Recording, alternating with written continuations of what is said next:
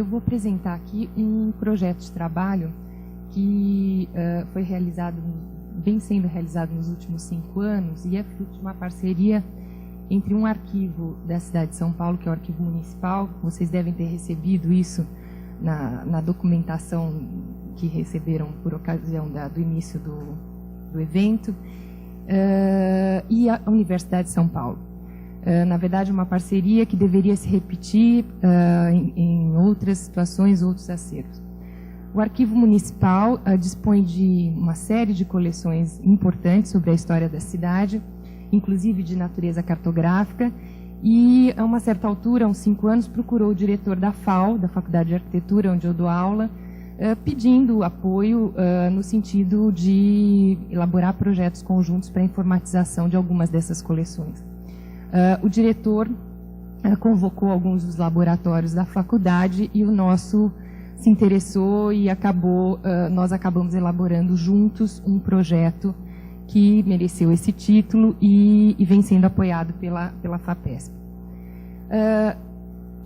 As 2 coleções que estão sendo informatizadas não são coleções de cartografia, são desenhos arquitetônicos, de uma fase interessante de processo de transformação radical da cidade, mas que, cotejada com uma documentação cartográfica, com documentação iconográfica, com outras documentações de naturezas diversas, inclusive textual, elas podem ser espacializadas, esses desenhos podem ser espacializados e podem nos dar uma leitura da história da cidade, uma leitura diversa e interessante. É desse ponto de vista, então, que eu vou tratar essa documentação, quer dizer, a dimensão cartográfica dessa documentação.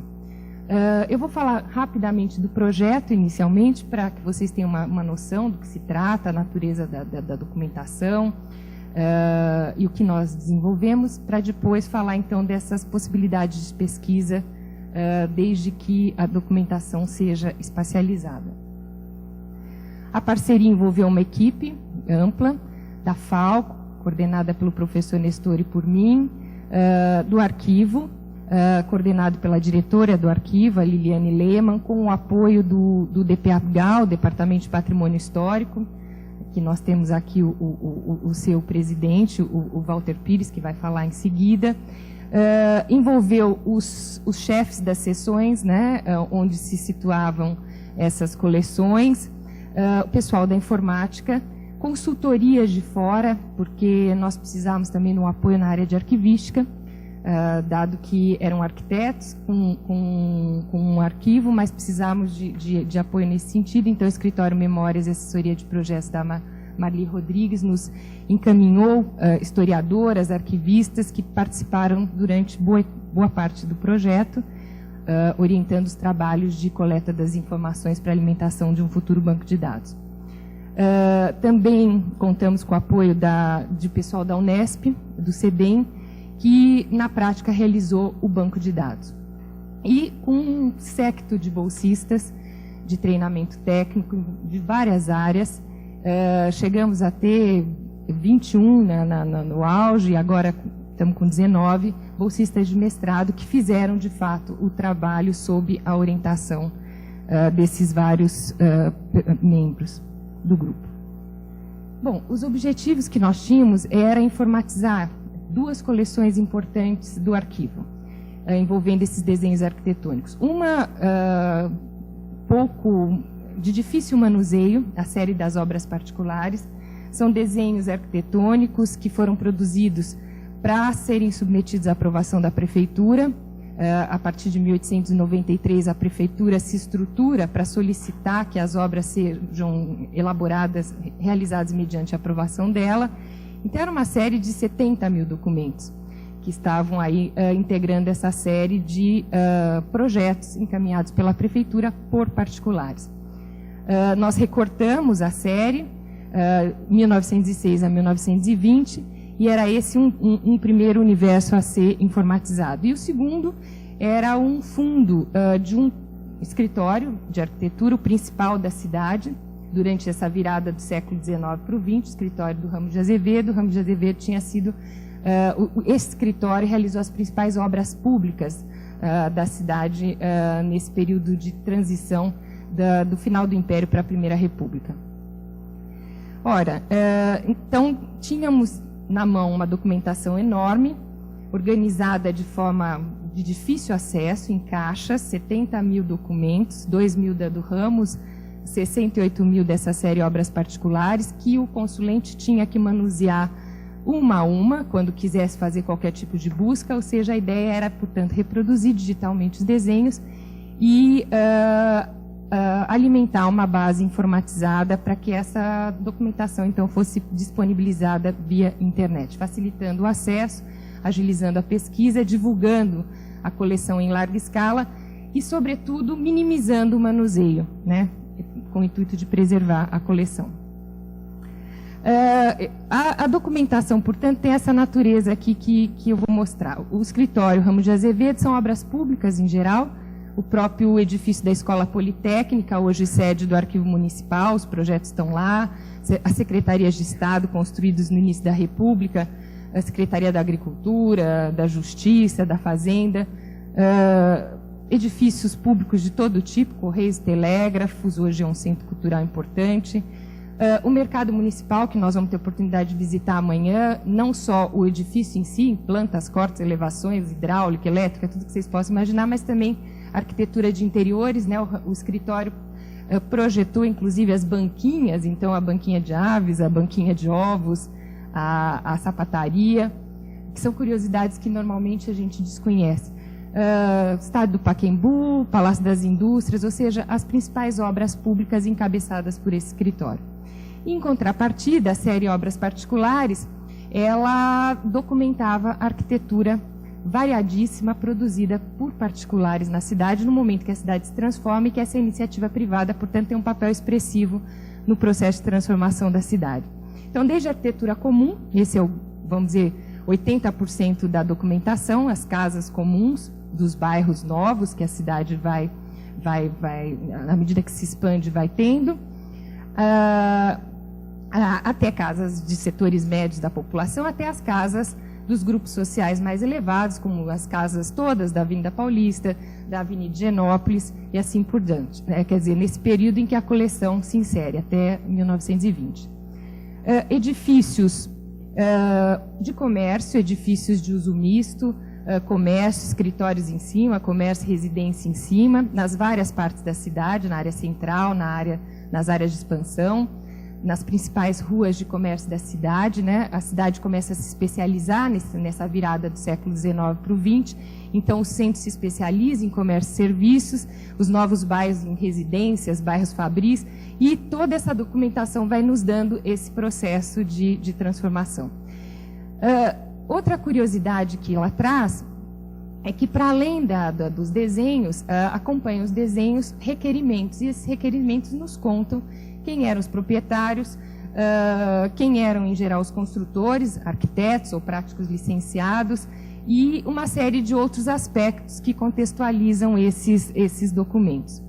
Por exemplo, o anterior é uma encomenda, é um projeto para a Santa Casa de Misericórdia, quer dizer, agentes vários investindo em imóveis para renda de aluguel, que é uma prática muito constante que a gente vai ver já vigente desde o período colonial, mas que se acentua nesse momento, num momento que há demandas nesse sentido na própria cidade. Então, a Santa Casa, a Germaine Bouchard, que por acaso era a esposa do Martinho Bouchard, que tinha liderado a construção do bairro de Higienópolis, ou seja, gente das várias camadas, inclusive dos setores médios da população, que investiam em imóveis para renda de aluguel, seja na área central, esse aqui é um edifício no Largo da Sé, seja em áreas novas, nos novos bairros e para todos os fins.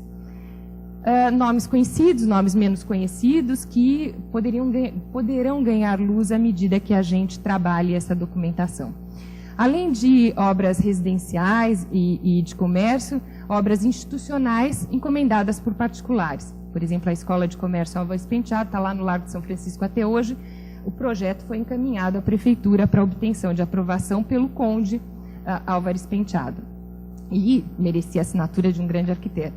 Assim como as igrejas. né, irmandades particulares também encaminhavam seus projetos para obterem a aprovação da prefeitura nesse momento.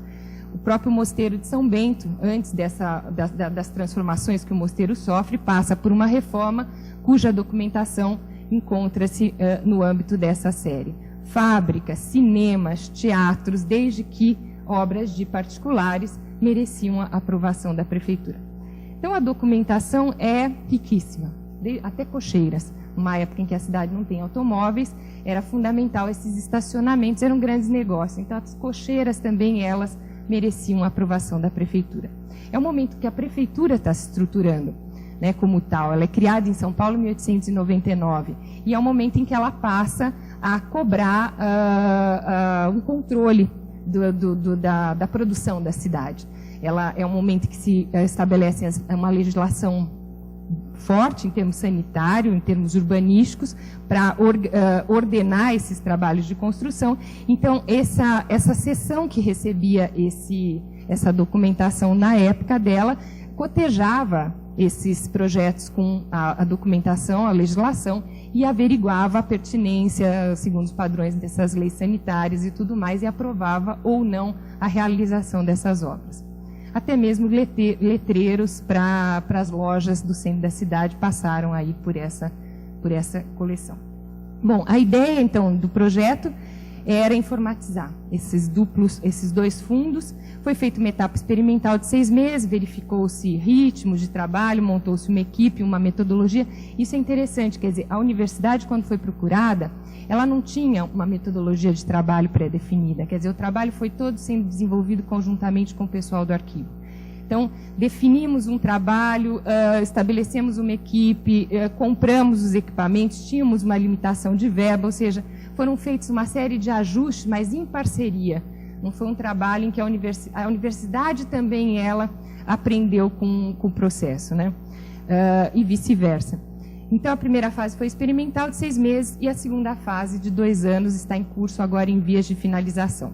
Não conseguimos cobrir o escopo previsto inicialmente, era muito grande, fizemos a metade, fomos até 1915 e fizemos a série do Ramos de Azevedo. A equipe envolve pesquisadores, fotógrafos, toda a digitalização é feita por câmeras digitais e um sistema de estativa que permite, facilita, né, esses desenhos de grande formato, e envolve também tratadores de imagens. O coração da equipe, sem dúvida, são os leitores dessa documentação de requerimentos que acompanham esses desenhos, que são responsáveis pela organização dessa documentação ano a ano, a leitura do requerimento e preenchimento de planilhas manuais que depois, desde que revisadas, merecem os seus dados alimentados no banco de dados. Foi feito um manualzinho de instruções para orientação de cada campo que deveria ser preenchido, envolvendo data, ano, quer dizer, fizemos uma seleção aí de uns 15 campos. E depois chegamos à conclusão que estamos alimentando 10 campos, quer dizer, reduzindo o escopo, porque o cruzamento é uma coisa colossal que, se ampliássemos muito, talvez não funcionasse.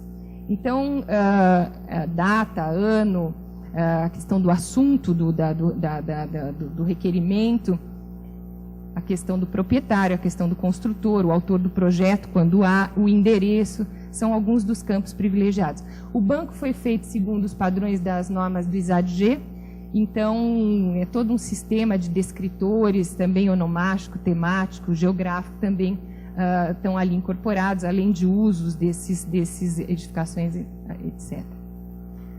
O banco havia sido elaborado pelo pessoal do arquivo, envolve todas as coleções do arquivo, inclusive esta. E aí a gente só fez alguns ajustes para poder inserir algumas informações que interessavam à Faculdade de Arquitetura especialmente. Então é isso.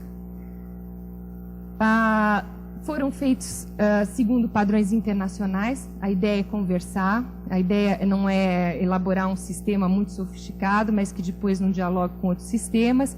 As normas de reprodução segundo as diretrizes do NARA, o banco segundo as diretrizes do ISAD-G, e assim a ideia era, de fato, dialogar com outros sistemas.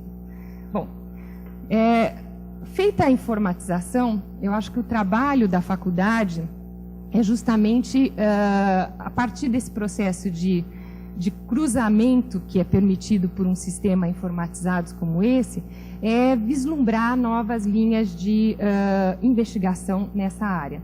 Então, desse projeto derivou outros. Eu, inclusive, as minhas pesquisas acabaram assumindo um outro rumo. Eu, que sempre gostei do período colonial, sempre trabalhei com a cartografia dos séculos XVI ao XVIII no Brasil, de repente me vi seduzida pelo século XIX e interessada nessas novas linhas de investigação possíveis a partir dessa documentação. E, além disso, envolvi orientandos de mestrado nesse sentido. Então, é sobre isso que eu queria, mais ou menos, falar. Quer dizer, é um trabalho em curso, não é um trabalho acabado, mas que propõe metodologias que cruzam essa documentação com outras e nos permite fazer uma leitura em movimento da própria transformação da cidade. O próprio arquivo, mas não só, dispõe das principais plantas cadastrais da cidade, que começam a ser feitas nesse século XIX. Então, a ideia é transpor essa documentação arquitetônica para essas bases cartográficas cadastrais, lote a lote, e entender um pouquinho esses processos de mutação de certas áreas da cidade. Não é fácil, o que o Jorge Cruz colocou é um desafio, porque, de fato, essas cidades brasileiras também foram numeradas só a partir de 1809, lote a lote, e depois sofreram a mutação da numeração ao longo de todo esse período, embora os arquivos da prefeitura disponham das listas de emplacamentos. Mas é um trabalho penoso esse de verificação de fato de onde se insere aquele edifício que está lá documentado em desenho arquitetônico. Então, o trabalho que eu fiz foi um trabalho em perspectiva histórica, quer dizer, essa documentação da virada do século XIX para o XX, cotejada com documentação anterior, e aí eu fui um pouquinho para trás, em 1809, mas dá para ir até o período colonial, quando a gente tem os recenseamentos da época do Morgado do Mateus, lote a lote, para tentar ver esse processo de transformação por que passava a cidade. Então, com base numa documentação escrita como a 10ª Urbana, que eu não sei se vocês conhecem, é o primeiro imposto predial estabelecido para as cidades brasileiras a partir de 1808. São Paulo merece a sua a partir de 1809. E é uma documentação escrita, mas que ela é passível de ser espacializada, porque ela nos dá rua a rua, lote a lote, a numeração das casas, quem era o proprietário, qual era a tipologia, qual era o uso do imóvel indiretamente, o valor do imóvel e até os inquilinos. Então, você sabia se era para fins de aluguel ou se era de uso próprio. Então, com base na 10ª, em 1809, eu espacializei, informatizei as informações e eu tinha uma noção do retrato da cidade no começo do século, portanto, bem antes das transformações, 100 anos antes, mas que nos dava a medida da dinâmica das transformações. São Paulo, em 1809, era uma cidade de 1.281 imóveis. Olha, para quem compara com a São Paulo de hoje, é inimaginável, né? Era uma cidade pequena, pequeniníssima. Era uma cidade, 86% dela térrea, uma cidade que metade dos seus imóveis eram destinados à renda de aluguel, e era uma cidade que 86% dos seus imóveis eram residenciais. Apenas 10% de uso misto e 2% exclusivamente comerciais. Uma cidade pequena, né, típica desses moldes aí da transição do período colonial, mas uma cidade periférica na rede maior do Brasil. É uma cidade constrangida, no que hoje vocês sabem é a colina histórica, onde, né, entre os rios, não o Pinheiros nem o Tietê, mas o Anhangabaú e o Tamanduateí. Uma cidade, o Casaril aí em azul claro, térreo, e em verde escuro, os tais sobrados de no máximo um andar, um ou outro de 2 andares e um único de 3 andares, ou seja, um casaril baixo, né? Mas essa concentração de verde escuro se dava nas principais ruas de comércio da cidade, inclusive as mais valorizadas. Então, o Triângulo, a Rua Direita, a Rua de São Bento, a Rua 15 de Novembro, os Largos da Sé, os Largos do Palácio, eram as ruas mais verticalizadas e de edificações mais caras e que envolviam imóveis de uso misto. Eram as áreas do comércio da cidade. Isso coincidia, portanto, com as áreas do comércio da cidade que estão ali representadas em verde escuro. Em termos de mercado imobiliário rentista do período colonial, a cidade, portanto, se distribuía 50% em imóveis de uso próprio, 50% de imóveis de aluguel. Isso nos dava um retrato, portanto, de uma São Paulo muito distante da nossa, né? Com espaços pouco especializados, mas, embora pouco especializados, áreas mais e menos valorizadas e aquelas, portanto, relacionadas ao uso misto, mais caras, e o casario de porta e janela, aquele casario menor, térreo, junto das várzeas da cidade. Quer dizer, dava uma leitura de especialização própria desse contexto. Espacializando também lote a lote algumas propriedades de alguns grupos sociais, a gente começava a ver a concentração de imóveis na mão de alguns. Por exemplo, em amarelo, os beneditinos. Tinham 60 imóveis de aluguel, algo que no Rio de Janeiro a Fânia Friedman já apontava e essa documentação permitia ver para São Paulo. Mas eram imóveis de porta e janela, quer dizer, não os fazia mais importantes proprietários imobiliários, por exemplo, que um Brigadeiro Luiz Antônio, que tinha menos quantidade, mas em áreas mais valorizadas. Então, nos dava aí um perfil da espacialização das fortunas urbanas investidas em imóveis na cidade. Era bom negócio investir em mercado nesse momento, casas de aluguel, 1,8% mais rentável que emprestar dinheiro a juros e envolvendo bem menos riscos. E apontava a documentação uma enorme concentração de imóveis na mão de alguns, de poucos. Bom, a ideia então era comparar com essa documentação que eu estava envolvida com o processo de informatização. Então, para isso, envolvi alguns alunos de iniciação científica e fizemos um piloto. Elegemos uma rua da cidade, mas esse exercício pode se traduzir em outras áreas, a 15 de novembro, e no centro, o centro que se transformou rapidamente. Eu acho que esse processo, todas as cidades nossas aqui, e mesmo europeias, outro dia eu estava conversando com a Enali, relacionado a Lyon, é um processo que todas as cidades passam no século XIX, né? É uma transformação brutal de usos, de construções, inclusive, e de especializações dos seus espaços. Então, a ideia era pegar, no centro da cidade, uma área que funcionasse como uma metonímia, né, em que a parte pudesse exprimir relações em relação ao todo e que dali a gente pudesse fazer uma série de inferências.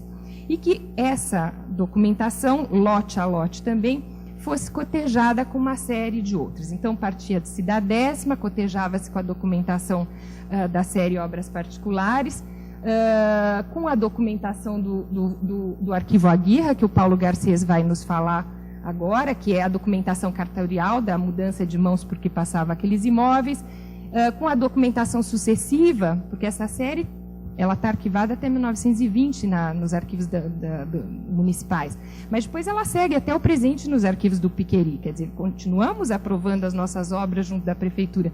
Então, para verificar o processo de verticalização da área central, a documentação sucedente ali no arquivo do Piqueri.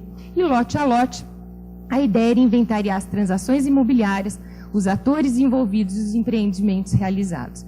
Isso para o caso de uma rua em 3 tempos. A rua 15 de novembro de 1809, a rua 15 de novembro na virada da Primeira República, a rua 15 de novembro até os anos 50, quando de fato ela se verticaliza. Eu tinha feito a espacialização dos dados da 10ª rua a rua, então a 15 de novembro já estava mapeada, era um trabalho penoso para se identificar de fato quem eram os proprietários de cada um daqueles lotes. Nós tínhamos espacializado para verificar o perfil dessa rua. Com auxílio desse rapaz, eu tinha feito a minha pesquisa, então a ideia era cotejar com a documentação sucessiva. A iconografia apontava todo o processo de transformações. A gente sabia pelos estudos da Heloísa Barbuy as datas em que esses edifícios foram renovados, então a ideia então era retomar os estudos da Heloísa, buscar a documentação no arquivo e, lendo os requerimentos, entender quem eram os tais dos proprietários, quem eram os construtores e, portanto, todo esse processo de transformação, quem estava por trás e por quantas mãos aquilo passava. Esse exercício nos deu informações interessantíssimas, a dinâmica das transformações. Tem um clássico livro escrito por um professor da FAO, que é o Benedito Lima de Toledo, que ele fala: São Paulo, 3 cidades em um século. A cidade da taipa cedeu lugar para a cidade do tijolo, que cedeu lugar para a cidade do concreto em 100 anos. E a gente pôde ver, em alguns momentos, que a cidade do tijolo se reescreveu 2 vezes. Por exemplo, alguns edifícios recém-construídos em 1889, 1898, como a Galeria de Cristal, foi 20 anos depois demolido para dar origem a um novo edifício de tijolo em arquitetura eclética para sediar um dos bancos da cidade. A mesma coisa a Casa Netter. Os próprios comerciantes, irmãos Netter, construíram um edifício já relativamente verticalizado em 1896 e em 32 eles próprios demolem o edifício e constroem um edifício de 7 andares para abrigar no térreo a sua casa de comércio e na parte superior escritórios, etc. O Banco Francês Italiano também é um edifício importante, hoje tombado. Para ele construir a sua sede, ele compra o imóvel do lado. E o imóvel do lado era um prédio bonitíssimo, assinado pelo Carlos Ekman, um engenheiro arquiteto importante, sueco, para o Conde Álvares Penteado 7 anos antes.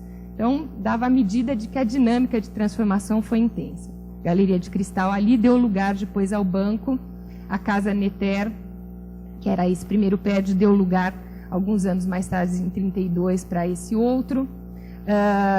E o Banco Francês Italiano alugava primeiro essa casa de taipa maquiada, depois passa a construir sua sede, mas para isso ele compra esse edifício ao lado e ele demole. Esse edifício tinha sido construído só 7 anos antes e deu lugar a esse edifício que muitos de vocês conhecem. Então, a ideia era entender, né, a dinâmica das transformações, o quanto essas pessoas lucravam com isso, e a gente percebia pela cartografia de outra natureza que, de fato, a cidade expandia-se a olhos vistos nesse momento, né, como uma mancha de óleo. Os rios em Anhangabaú e o Tamanduateí desaparecem, aí nós já estamos vendo o Tietê e o Pinheiros. E demandas por novos espaços. Havia uma massa de imigrantes vindo para a cidade, a área central toda se especializando, inclusive induzida pela legislação para comércio e serviço, e novos bairros surgindo em termos residenciais, fabris em áreas envoltórias. Era um ótimo negócio para a iniciativa privada participar dessas transformações, orquestrada pelo poder público, que passava a cobrar o controle dessas obras realizadas. O metro quadrado da cidade dá uma medida, né, das áreas mais e menos interessantes para investimentos. A alta elite, claro que investe na área central, tem vários imóveis de aluguel, de famílias importantes, e o que a gente vê é que nessas áreas de perímetro central, urbano e suburbano, setores médios também participando disso, inclusive a própria elite, mas também setores médios, imigrantes, profissionais liberais, comprando terrenos, edificando casinhas, edificando outros tipos de imóveis para renda de aluguel, na linha do mercado imobiliário rentista que a gente via desde o período colonial. Se a gente espacializa essa documentação e começa a olhar o que está por trás dela, dá para fazer uma série de leituras de histórias de bairros, de áreas da cidade. Então, a Heloísa Bargui, por exemplo, fez isso para as áreas centrais com o intuito de ver, por exemplo, os novos usos. Para cada edifício, hotéis, charutarias, lojinhas, ela foi uma pesquisadora que tinha esse intuito. Mas a gente pode fazer o mesmo, não só tentando recuperar o perfil dessas áreas, né, que a gente já não tem mais, fazendo maquetes virtuais, mas também vendo quem eram os proprietários, as transações imobiliárias, quem eram os arquitetos e etc. Então, a gente começa a ver a alta elite mais envolvida com a produção dos espaços da área central, começa a ver questões de especialização de espaço, uma sociotopografia acentuada, né? Áreas residenciais de tipo A, B, C e D. A cidade se especializa, a área central especializada em comércio e serviço, dá para inventariar fortunas, espacializar isso, etc. Dá para ver os arquitetos envolvidos na área central, os grandes arquitetos e engenheiros, Max Hell, Ramos de Azevedo. E nos bairros periféricos, né, eu envolvi alunos de mestrado, essa aluna ela participou do projeto como bolsista de treinamento técnico e depois ela acabou desenvolvendo um mestrado sobre a área do Bexiga.